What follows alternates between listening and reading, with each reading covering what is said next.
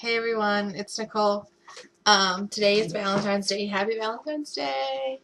Um, Normally I do my videos early in the morning when nobody's here and I can be crazy.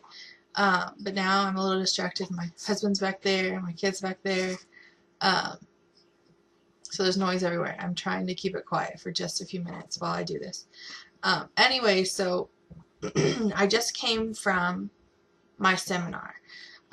Basically it was an hour and a half of really just going over the packet that they send you in the very beginning, like going over all the different bariatric surgeries, weight loss surgeries, like talking about pros, cons, risks, benefits, 5 years out, results, successes, stuff like that. And then kind of like talked a little bit about what insurances will cover and what they won't cover and what they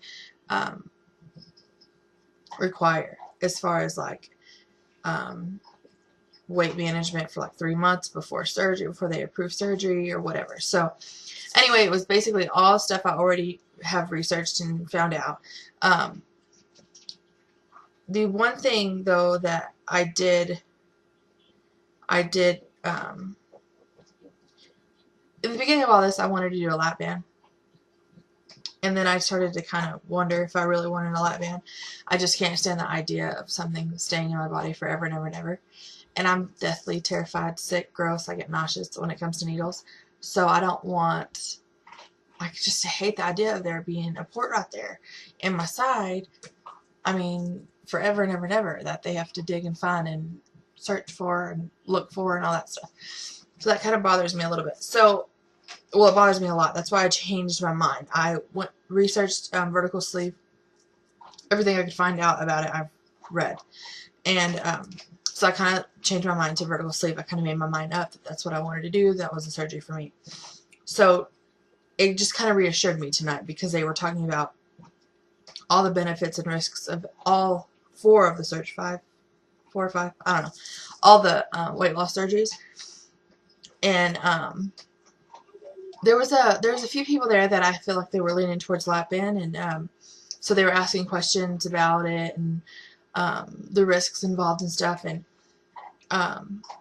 as the lady was answering questions, it just kind of made me like really secure in my decision to do vertical sleeve, because it seems like all the risks are basically the same. Obviously, a new surgery, I mean, as the surgeries vary, there's different risks as far as like a band, it could slip, or if you have vertical sleeve, your staples could leak, or I mean, like there's obviously different ones, but they're pretty much the same as far as bleeding, infection, all that kind of stuff. Anyway, so they were talking about how the port can like flip and slip and slide and all this stuff on a lap band. And although those are very, very rare, that just kind of made me nauseous to think that, not as far, like I can handle that happening because they just fix it. It's not that big of a deal. But the idea of like them having to find, like with a needle, stick that in my side for fills or to take saline out or however you do it. Anyway, so I was just really reassured that I've made the right decision. For some reason, if my insurance does not cover vertical sleeve, because it is a newer surgery, then I think I'll go with gastric, because I don't know. Everybody has their own opinions and their own, I mean, they have to go with their own instincts as far as what's going to be good for them.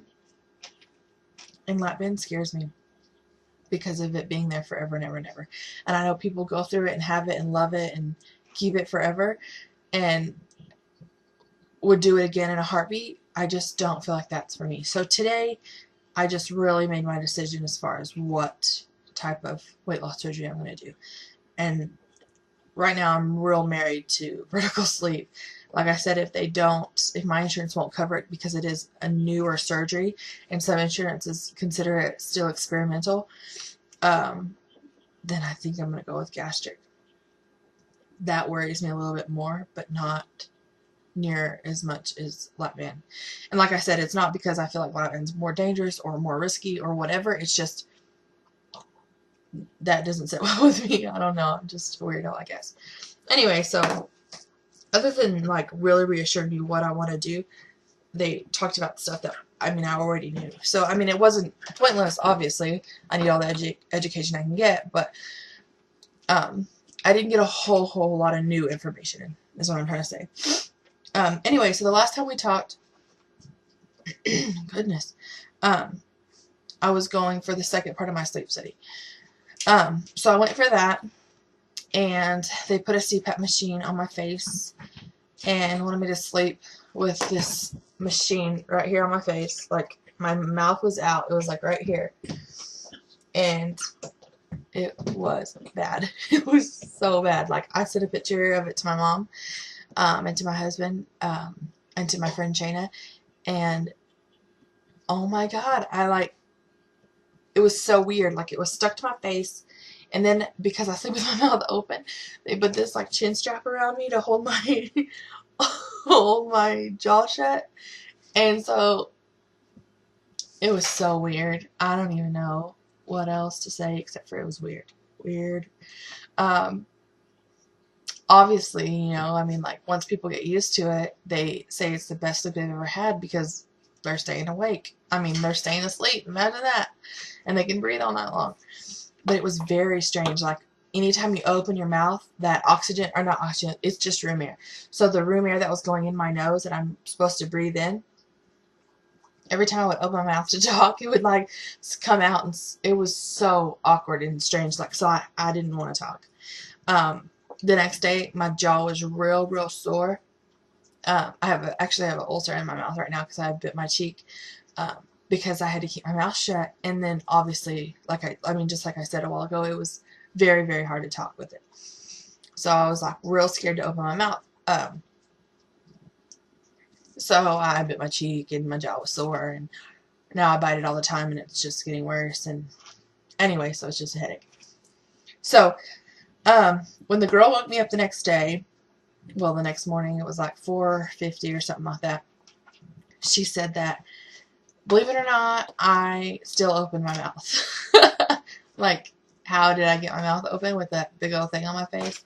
I have a picture of it. I might put it up here. I don't know. It was bad.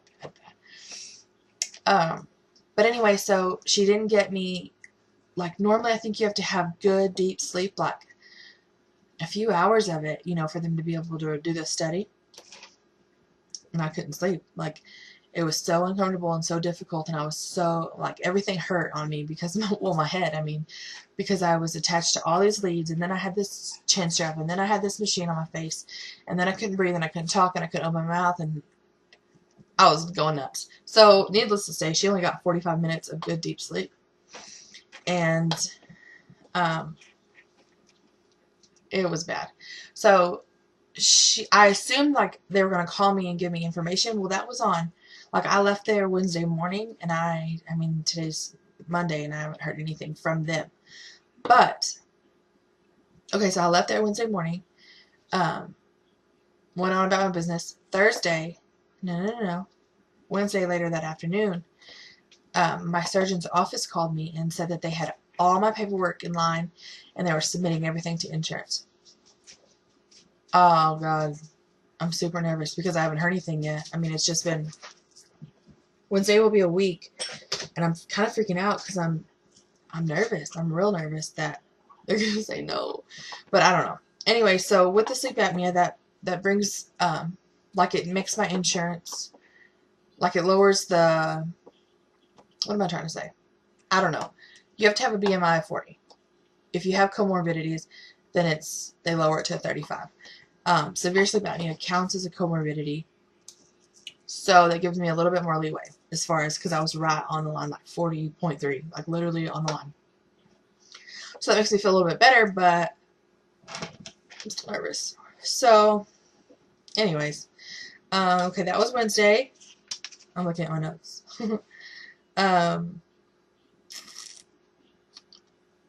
Oh, okay, I went to the seminar tonight. Already talked about that.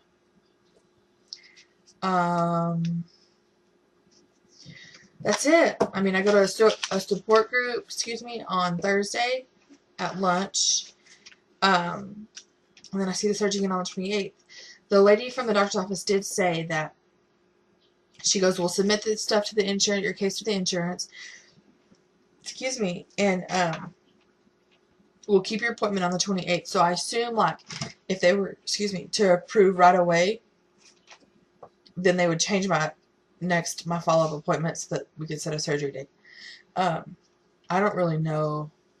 Like, for me, I would rather, like, have the surgery the middle of March like I was planning on it. I mean, like, if everything went perfectly, that's when it would be. That's when we need to have it. It's when my husband's off. It's whenever I have the full amount to pay out of pocket. It's when everything, like, is good to go.